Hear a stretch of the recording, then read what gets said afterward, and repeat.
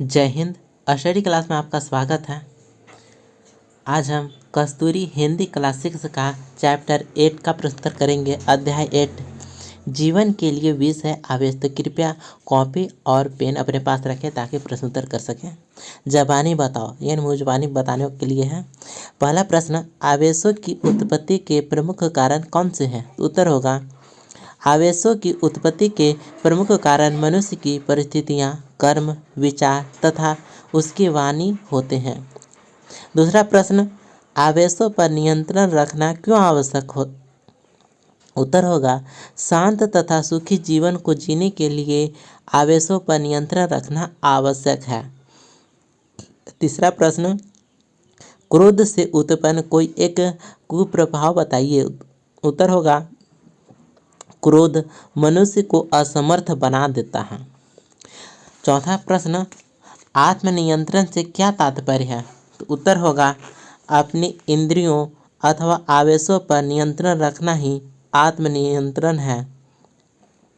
पांचवा प्रश्न, राजकुमारों ने मूर्तिकार की मूर्तियां देखकर क्या करने का निर्णय लिया? तो उत्तर होगा राजकुमारों ने मूर्तिकार की मूर्तियां देखकर उसे अपने राज्य में ले जाने का निर्णय लिया।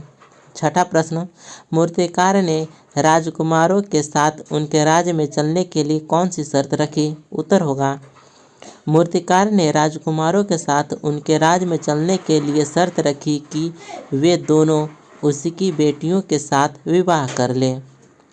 सातवां प्रश्न, अपने किस आवेश अथवा अवगुण के फलस्वरूप मूर्तिकार को अपने सुखद भविष्य से हाथ धोना पड़ा?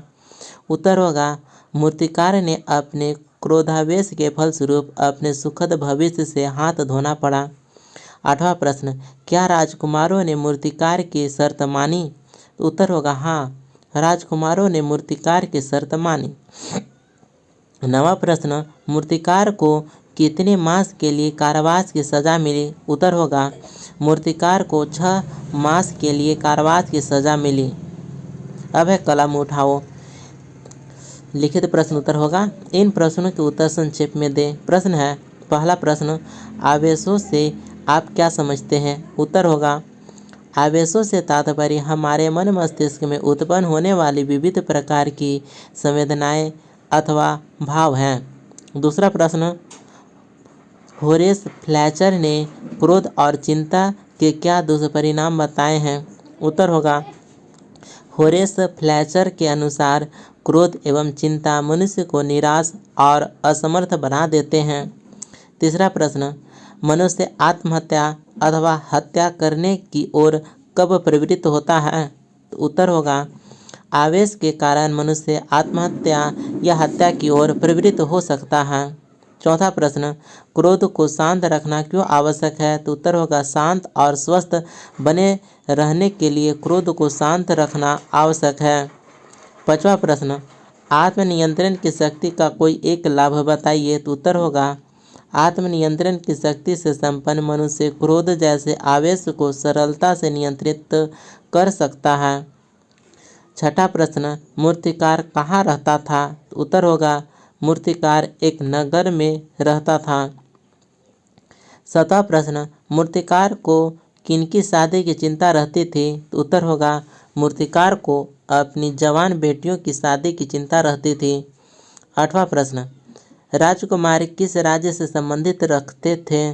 उत्तर होगा राजकुमार मूर्तिकार के पड़ोसी राज्य से संबंध रखते थे। नवां प्रश्न, मूर्तिकार की बेटियों के विवाह में कौन बाधा बना? उत्तर होगा मूर्तिकार का स्वयं का क्रोधावेश ही उसकी बेटियों के विवाह में बाधक बना। 10वां प्रश्न, मूर्तिकार को अपने क्रोध का क्या फल मिला? उत्तर होगा मूर्तिकार को अपने क्रोध के कारण 6 मास के कारावास की सजा भुगतनी पड़ी। 11वां प्रश्न, शोक और ईर्ष्या से हमारी क्या हानि हो सकती है? उत्तर होगा शोक और ईर्ष्या से हमारे शरीर पर अस्वास्थ्यकर प्रभाव पड़ सकता है। 12वां प्रश्न, हमारी मांसपेशियों को दुर्बल कौन बनाता है? तो उत्तर होगा निराशा हमारी मांसपेशियों को दुर्बल बनाती है। अब शॉर्ट क्वेश्चन आंसर के बाद हो गया अब लॉन्ग क्वेश्चन आंसर। इन प्रश्नों के उत्तर विस्तार से दे। लॉन्ग में देना है, लंबा देना है। पहला प्रश्न, क्रोध के आवेश को नियंत्रित रखने के कोई सार्थक उपाय बताइए। तो उत्तर होगा, क्रोध के आवेश को नियंत्रित रखने के लिए निम्न उपाय किए जा सकते हैं। पहला है, क्रोध के आवेश को नियंत्रण में रखने के लिए मनुष्य को शांत रहने का प्रयास करना चाहिए। शांति क्रोध को नियंत्रण में रखने में बड़ी मदद करती है। दूसरा पॉइंट है, क्रोधावेश को नियंत्रण में रखने का एक सबसे प्रभावी उपाय यह है कि मनुष्य अपने अंदर धैर्य अथवा आत्मनियंत्रण की शक्ति का विकास कर ले। दूसरा प्रश्न, आत्मनियंत्रण की शक्ति हमें आवेशों पर नियंत्रण करने के काबिल बनाती है। इस उक्ति की पुष्टि अपने शब्दों में कीजिए। उत्तर होगा इसका, आत्मनियंत्रण की शक्ति को अन्य शब्दों में धैर्य या धीरज कह सकते हैं। यही वह शक्ति होती है जो विभिन्न परिस्थितियों में मनुष्य के अंदर उत्पन्न होने वाले विभिन्न आवेशों को नियंत्रण में रखने की सामर्थ्य रखती है। इस शक्ति से संपन्न व्यक्ति किसी भी स्थिति में एकाएक क्रोधित अथवा चिंताग्रस्त नहीं होता है। वह शांत रहता है तथा स्थिति को गंभीरता से समझता है, फिर उस स्थिति से उबरने के लिए धीरज से काम लेता है।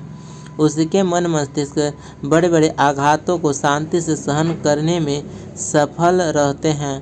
अतः हम कह सकते हैं कि आत्मनियंत्रण की शक्ति ही हमें आवेशों पर नियंत्रण बनाए रखने के काबिल बनाती है। तीसरा प्रश्न, मूर्तिकार का चरित्र चित्रण अपने शब्दों में कीजिए। तो उत्तर होगा, मूर्तिकार अपने काम का धनी व्यक्ति था। वह इतनी अधिक सुंदर मूर्तियां बनाता था कि उनकी देश विदेश में बड़ी मांग रहती थी। उसके पास धन की कमी नहीं थी, किंतु इतना गुणी और कुशल मूर्तिकार होते हुए भी उसमें एक ऐसा अवगुण था जो बड़े बड़ों को क्षण भर में ही मिट्टी चटा दे। वह अवगुण था क्रोधावेश का। मूर्तिकार जरा सी बात पर क्रोध में आ जाता था और कुछ भी गलत कर बैठता था। यही उसने राजकुमारों के साथ भी किया जो उसकी बेटियों के साथ विवाह करने को तैयार हो गए थे। अतः उसे अपने इस अवगुण के कारण सुख के स्थान पर दुख ही प्राप्त हुआ। चौथा प्रश्न, आवेश हमारे जीवन को किस तरह की हानियां पहुंचाते हैं तथा इन पर नियंत्रण करना कैसे संभव हो सकता है। इसका उत्तर इस प्रकार लिखाएगा, क्रोध, चिंता तथा निराशा हमारे शरीर को निम्न प्रकार से कमजोर तथा रोगी बनाते हैं। पहला पॉइंट, क्रोध, चिंता तथा निराशा हमारे शरीर को ऊर्जा को अनावश्यक रूप से खर्च करते हैं। दूसरा पॉइंट, ये हमारे शरीर में उपस्थित मांसपेशियों को दुर्बल बनाते हैं। तीसरा पॉइंट, ये हमारे मस्तिष्क को नकारात्मक सोच का शिकार बनाते हैं। पांचवा प्रश्न है, क्रोध, चिंता तथा निराशा शरीर को किस तरह कमजोर और रोगी बनाते हैं। इसका उत्तर होगा, क्रोध, चिंता तथा निराशा मानव शरीर को निम्नलिखित प्रकार से कमजोर और रोगी बनाते हैं।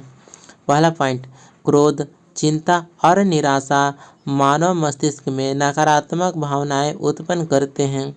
दूसरा पॉइंट, इनके कारण मनुष्य के शरीर की मांसपेशियां कमजोर हो जाती है, जिससे मनुष्य कमजोर तथा बीमार हो जाता है। तीसरा पॉइंट, इनके कारण मानव शरीर में विविध प्रकार की हानिकारक रसायन उत्पन्न होते हैं। छठा प्रश्न, स्वास्थ्य संबंधी इस प्रेरणात्मक लेख को पढ़िए तथा बताइए कि स्वस्थ एवं सुखद जीवन जीने के लिए हमें क्या क्या उपाय करने चाहिए। इसका उत्तर होगा, इस प्रेरणात्मक लेख को पढ़कर सुखद जीवन जीने के लिए निम्नलिखित उपाय किए जा सकते हैं। पहला पॉइंट, आदमी को नकारात्मक आवेशों जैसे क्रोध, चिंता, ईर्ष्या भाव आदि को नियंत्रण में रखना चाहिए। दूसरा पॉइंट, मनुष्य को आत्मनियंत्रण अथवा धीरज की आदत डालने के लिए सकारात्मक सोच का विकास करना चाहिए। तीसरा पॉइंट, मनुष्य को उचित खान पान तथा उचित व्यवहार की आदत डालनी चाहिए।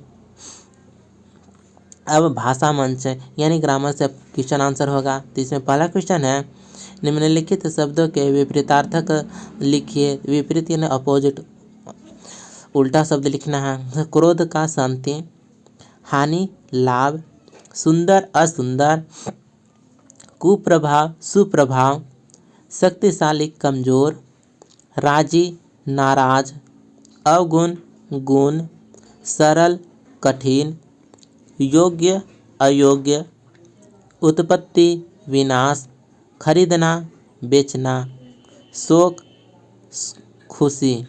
ठीक है, इस प्रकार से विपरीत अर्थ लिखा जाएगा। दूसरा प्रश्न है, निम्नलिखित वाक्यों में रीतिवाचक विशेषणों को अधोरेखित कीजिए। ठीक है, कह है घड़ी धीरे धीरे चलती है, तो इसमें धीरे धीरे विशेषण है। ख स्वस्थ व्यक्ति तेज दौड़ता है, तो इसमें विशेषण हो गया तेज। तो विशेषण किसे कहते हैं, जिसमें संज्ञा या सर्वनाम की विशेषता बताए उसे विशेषण कहते हैं। इसे व्यक्ति की विशेषता कौन बता रहा है, तेज। ठीक है। ग रमेश ध्यानपूर्वक पढ़ता है, तो इसमें विशेषण कौन है, तो ध्यानपूर्वक। घ कमजोर व्यक्ति जोर जोर से चिल्लाता है, इसमें विशेषण हो गया जोर जोर। ठीक है। अंग आप यहाँ कैसे आए, तो इसमें विशेषण है कैसे। तीसरा प्रश्न, निम्नलिखित शब्दों के लिंग बदलिए।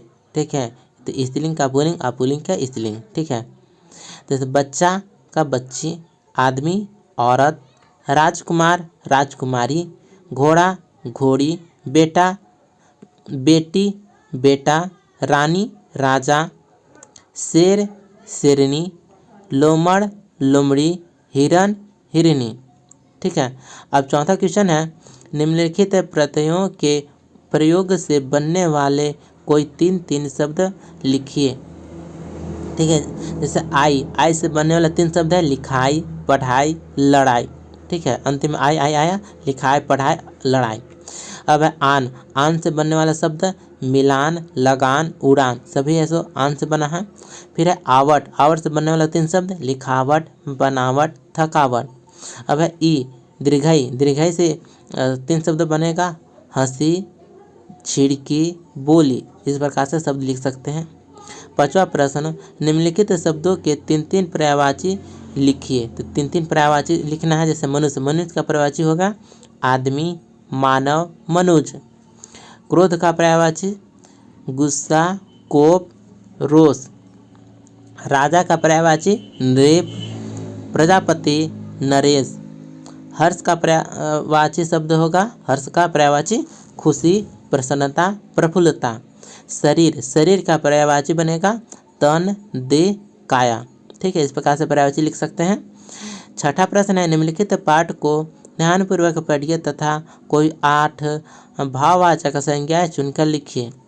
तो 8 भाववाचक संज्ञा चुनकर लिखना है। तो कौन कौन है, निराशा, सुंदरता, मधुरता, सौभाग्य, घबराहट, जीवन, हंसी, हार।